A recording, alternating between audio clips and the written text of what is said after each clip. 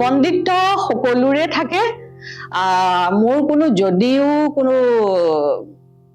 মানে আমি ফাটেক বুলি কওঁ যে আগতে কৈছিলো কাৰাগাৰৰ বন্দিত্বৰ যদিও আক্ষৰিক অৰ্থত মোৰ কোনো বন্দিত্ব এতিয়ালৈকে হোৱা নাই তাৰমানে এইটো নুবুজায় যে ভৱিষ্যতে নহব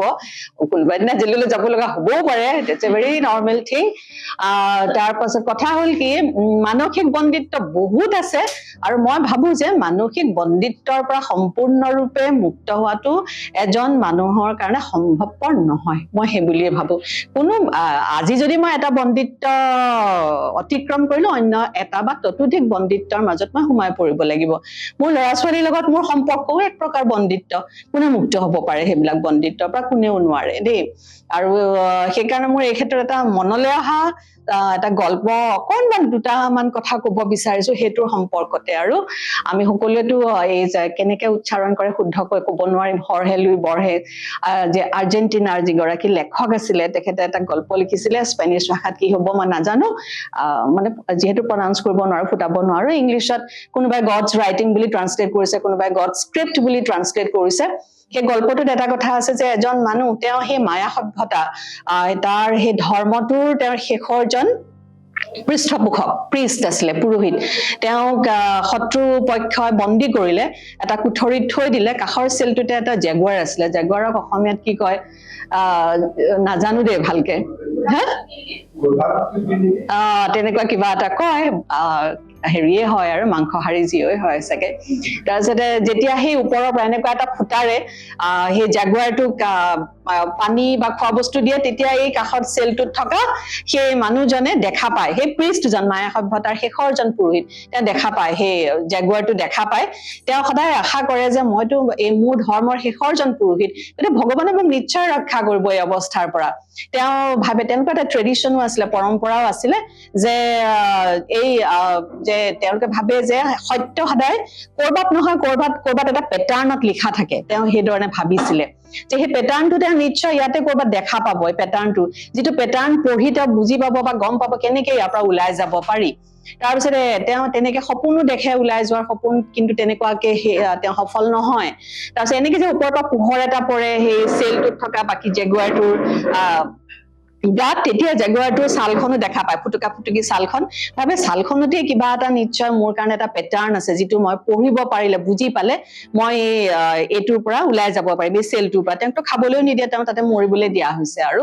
তাৰ পাছতে সঁচাকৈ এদিন তেওঁ আৱিষ্কাৰ কৰিলে তেওঁ মনেৰে তেওঁ এটা উপলব্ধি কৰিলে যে জেগুৱাৰটোৰ পিঠিত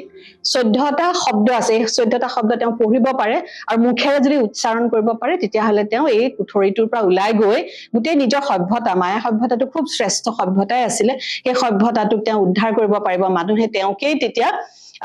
তেওঁলোকৰ সভ্যতাৰ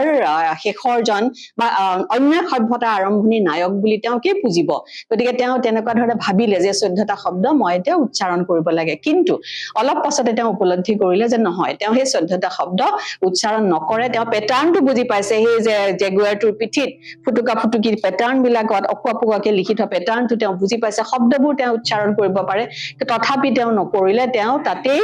বন্দিত্বৰ জীৱন কটাবলৈকে তেওঁ সিদ্ধান্ত গ্ৰহণ কৰিলে আৰু তাতে ভাবিলে যে মই ইয়াতেই মৰি যাম মই ইয়াৰ পৰা মুক্ত হ'ব নিবিচাৰো সেইধৰণে গল্পটো শেষ হৈছে তাৰ বিভিন্ন ব্যাখ্যা থাকিব পাৰে কিয় তেওঁ সেই বন্দিত্বৰ পৰা নিজকে মুক্ত কৰিব নোৱাৰিলে বা নকৰিলে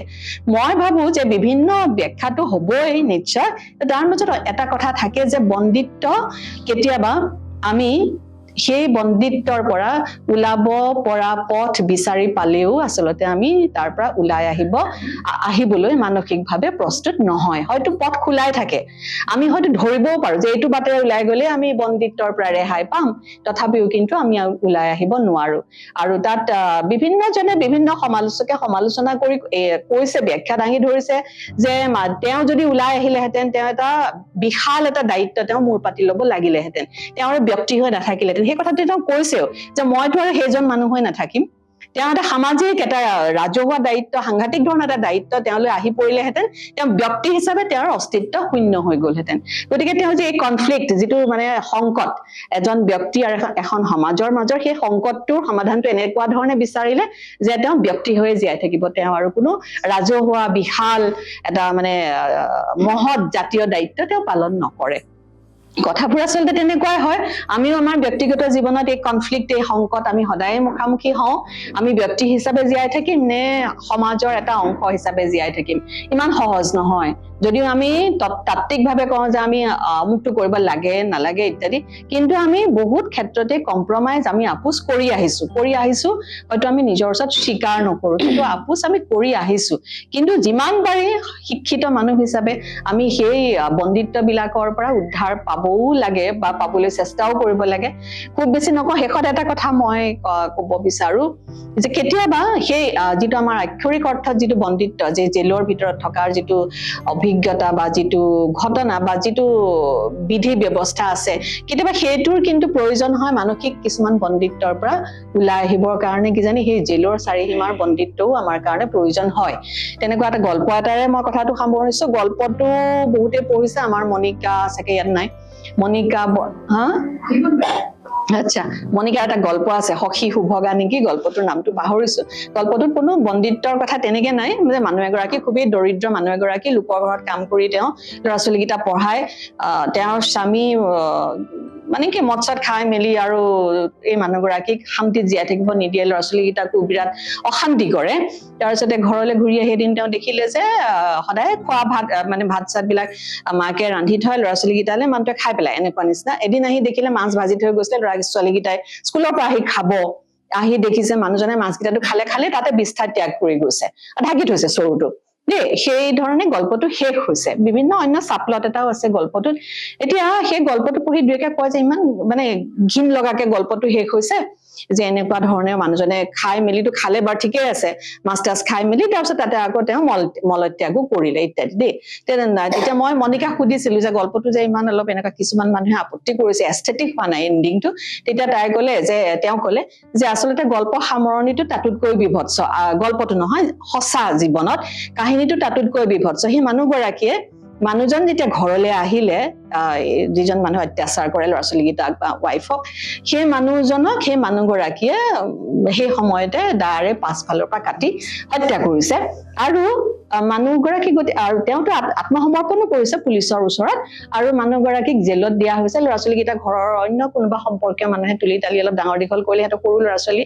সিহঁতক ডাঙৰ দীঘল কৰিলে মানুহগৰাকীয়ে যিহেতু ইণ্টেনশ্যনেল মাৰ্ডাৰ নাছিলে গতিকে মানুহগৰাকী জেলত থকাৰ পাছত ঘূৰি আহিলে তেওঁলোকে তাৰপিছত সুখৰ সংসাৰ সেই বন্দিত্ব তেওঁৰ কাৰণে প্ৰয়োজনীয় আছিল আচলতে সেইখিনিকে মই কলো বাকী ইমানখিনি মানুহ আছে কব শুনিম ধন্যবাদ